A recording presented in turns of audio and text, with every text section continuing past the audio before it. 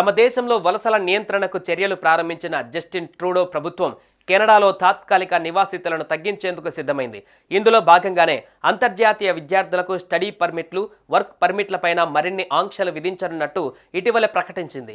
దేశీయంగా పెరుగుతున్న నివాసాల కొరత, నిరుద్యోగ సమస్య పరిష్కరించడంతో పాటు వచ్చే ఏడాది ఎన్నికలను దృష్టిలో ఉంచుకొని ఈ నిర్ణయం దిశగా అడుగులు వేస్తున్నారు కెనడా ప్రధాని జస్టిన్ ట్రూడో.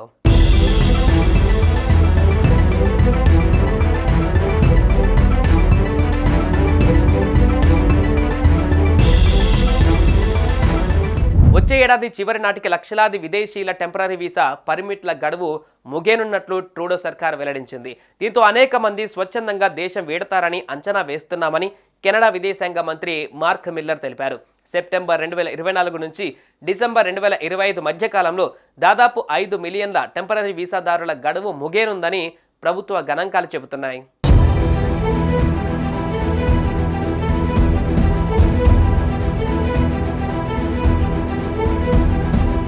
ఇదే విషయాన్ని కామన్స్ ఇమిగ్రేషన్ కమిటీ ముందు కన్జర్వేటివ్ ఎంపీ టామ్ మియాక్ లేవనెత్తారు. దేశం నుంచి వెళ్లిపోయే వారి విషయంలో ప్రభుత్వం ఎటువంటి చర్యలు తీసుకుంటుందని ఎంపీ ప్రశ్నించారు.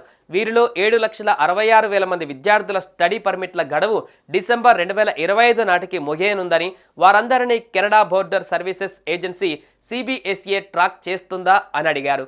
కెనడాను వీడేందుకు అనేక మార్గాలు ఉన్నాయని, ఇందులో ఎక్కువ మంది స్వచ్ఛందంగానే వెనక్కి వెళ్తారని అంచనా వేస్తున్నట్లు విదేశాంగ మంత్రి మిల్లర్ సమాధానమిచ్చారు.